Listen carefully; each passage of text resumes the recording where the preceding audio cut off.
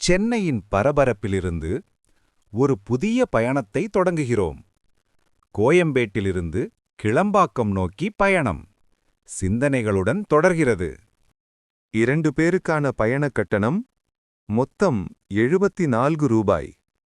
இதுதான் சென்னை மாநகரத்தின் புதிய அடையாளமாக உருவான கிளம்பாக்கம் ஒருங்கிணைந்த பேருந்து நிலையம். முன்னாடி கோயம்பேடு இருந்த கூட்ட நெரிசல் இப்போ இங்கே மெதுவா மாறிக்கிட்டு இருக்கு.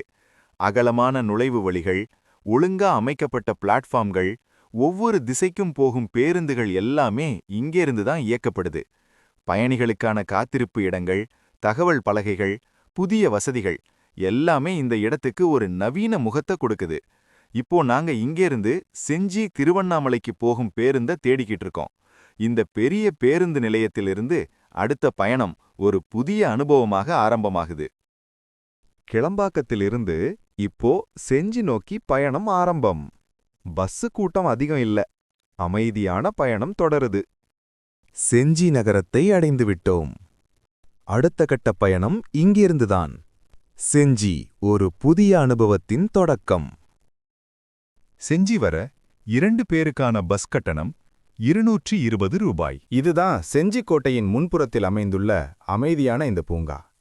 பசுமை சூழ்ந்த இந்த இடத்தோடு சேர்ந்து இங்கே காணப்படும் இந்த கட்டிடம் பயணிகளுக்கான வழிகாட்டும் மையமாகவும் இந்த பகுதியின் அடையாளமாகவும் இருக்குது. சுற்றுப்புற அமைதி, மெதுவாக நகரும் மக்கள் பயணத்தின் சோர்வை குறைக்குது. இந்த பூங்காவிலிருந்தும் இந்த கட்டிடத்தை கடந்துதான் பழமையும் பெருமையும் நிறைந்த செஞ்சி கோட்டை நோக்கிய எங்களுடைய இப்போ நாங்க செஞ்சி கோட்டை நுழைவாயிலை நோட்டி நடந்து போய்கிட்டு இருக்கோம். இந்த பாதையிலேயே தூரத்துல தெரிகிற அந்த மலை இந்த இடத்தின் பெருமையை முன்னாடியே உணர வைக்குது. ஒவ்வொரு அடியும் வரலாற்றுக்கு இன்னும் நெருக்கமா கொண்டு போகுது. செஞ்சி கோட்டை பார்க்க முன்னாடியே மனசை கவர ஆரம்பிச்சிடுச்சு. இப்ப நம்ம கண் முன்னாடி தெரிகிற இந்த பகுதி தான் செஞ்சி கோட்டையின் பழைய பாதுகாப்பு வளையம். ஒரு காலத்துல இங்க முழுக்க முழுக்க நீரால் நிரம்பிய நெளி இருந்தது. இப்ப அது காலப்போக்கில் உலர்ந்த நிலையில் தெரிகிறது. இந்த கோட்டையின் நுழைவாயிலை சுற்றி அப்போ காலத்துல நீர்நிலைகள் இருந்ததால முதலைகள் விடப்பட்டிருந்ததாகவும் சொல்லப்படுகிறது. அதனால் எதிரிகள் எளிதாக கோட்டைக்குள் நுழைய முடியாத அளவுக்கு இந்த அமைப்பு ஒரு பெரிய பாதுகாப்பாக இருந்தது. இயற்கையும் மனித புத்திசாலித்தனமும் சேர்ந்து இந்த கோட்டையை ஒரு காலத்தில் அடைய முடியாத அரண்மனையாக மாற்றியிருந்தது. இது செஞ்சி கோட்டையில் இருக்கிற புகழ்பெற்ற கல்யாண மஹால். பெயர் கல்யாணம்னு இருந்தாலும் இது அரசர்கள் தங்கவும் விழாக்கள் மற்றும் முக்கிய கூட்டங்கள் நடத்தவும் பயன்படுத்தப்பட்ட ஒரு பிரம்மாண்டமான மாளிகை.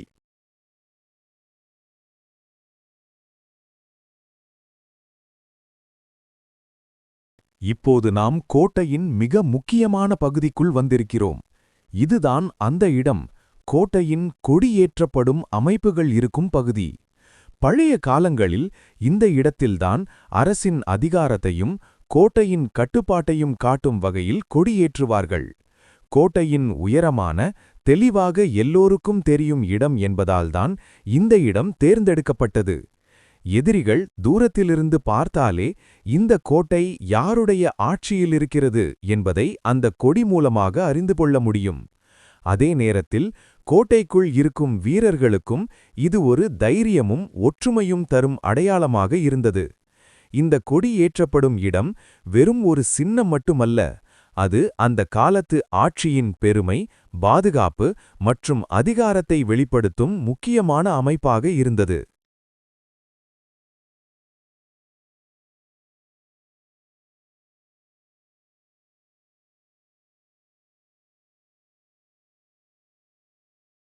செஞ்சிக்கோட்டையின் நடுவில் உயர்ந்து நிற்கும் இந்த பெரிய மரம் பல நூற்றாண்டுகளாக காலத்தைக் கண்ட ஒரு அமைதியான சாட்சி. இன்றும் செஞ்சிக்கோட்டையின் வரலாறை அமைதியாக நினைவூட்டிக் கொண்டே நிற்கிறது.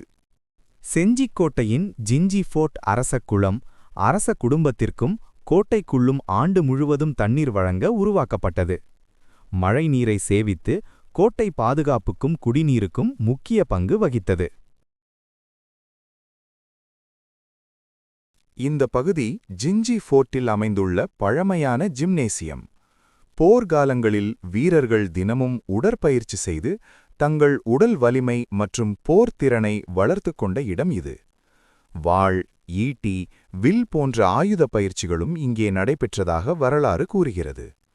ஆனால் இன்றைய காலத்தில் அந்த பயிற்சி உபகரணங்கள் எதுவும் இல்லை.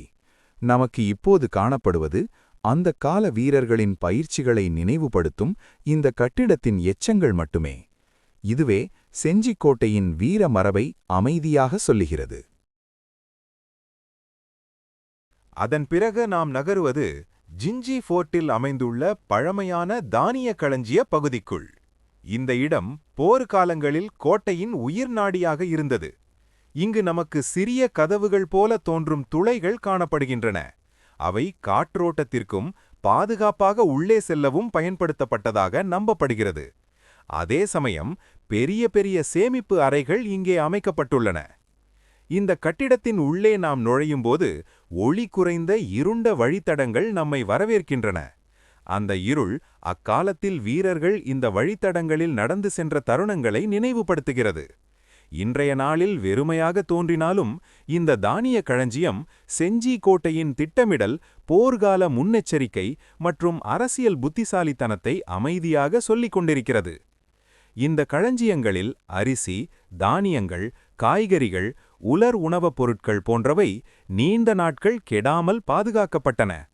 போர்க்காலங்களில் எதிரிகள் கோட்டையை முற்றுகையிட்டாலும் வீரர்கள், அரசர்கள் மற்றும் நாட்டிற்காக பணியாற்றிய அனைவரும் உணவின்றி தவிக்காத வகையில் இந்த அமைப்பு வடிவமைக்கப்பட்டது.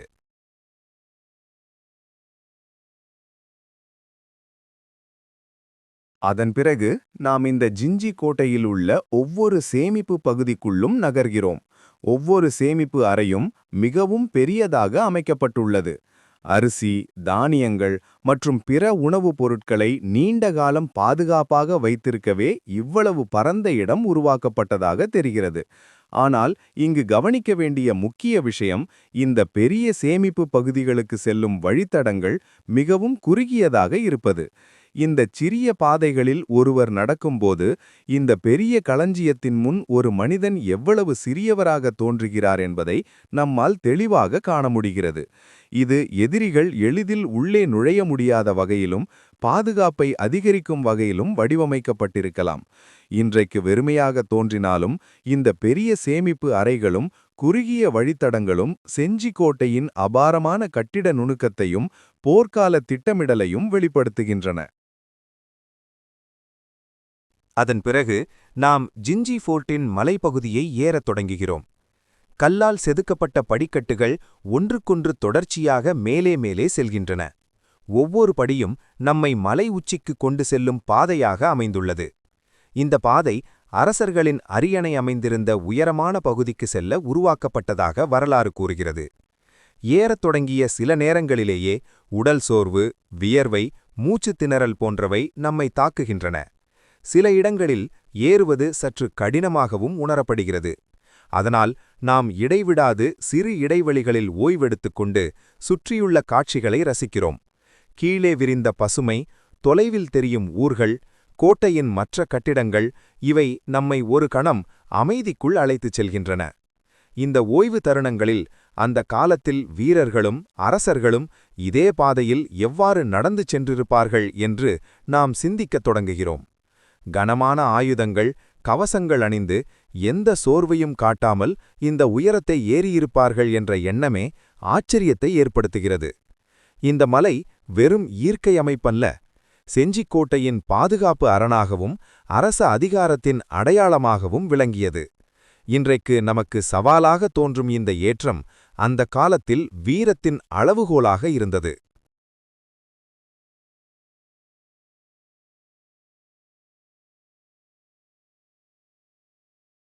ஜிஞ்சி கோட்டை மலைப்பாதையில் ஏறிக்கொண்டிருக்கும்போது எங்களுக்கு பலமுறை குரங்குகளின் தொந்தரவு எதிர்கொள்ள வேண்டியது ஏற்பட்டது. சில நேரங்களில் அவை அருகில் வந்து பயமுறுத்தினாலும் அங்கு வந்திருந்த மக்கள் அனைவரும் ஒன்றாக உதவி செய்து குரங்குகளை விரட்டினர். அந்த ஆதரவு காரணமாக நாங்கள் பாதுகாப்பாக மீண்டும் ஏற்றத்தை தொடர முடிந்தது.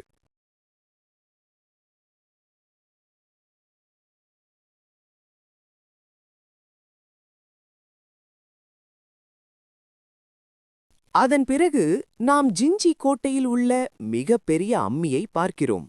இந்த அம்மி அந்த காலத்தில் கோட்டைக்குள் வாழ்ந்த மக்களுக்கும் படைவீரர்களுக்கும் தேவையான தானியங்களை அரைக்க பயன்படுத்தப்பட்டதாக நம்பப்படுகிறது.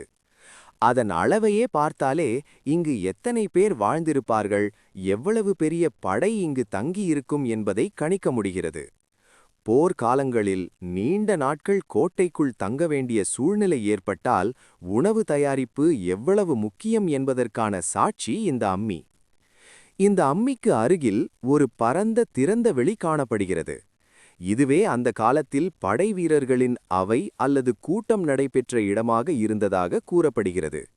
முக்கியமான அறிவிப்புகள், போருக்கான உத்தரவுகள், அரசரின் செய்தி அல்லது அவசர தகவல்கள் அனைத்தும் இங்கே படை வீரர்களுக்கும் மக்களுக்கும் அறிவிக்கப்பட்டிருக்கலாம்.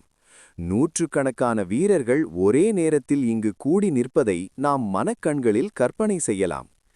இன்றைக்கு இந்த இடம் அமைதியாகவும் வெறுமையாகவும் தோன்றினாலும் அந்த காலத்தில் இது சுறுசுறுப்பான, கட்டுப்பாடும் ஒழுங்கும் நிறைந்த ஒரு முக்கியமான நிர்வாக மையமாக இருந்தது.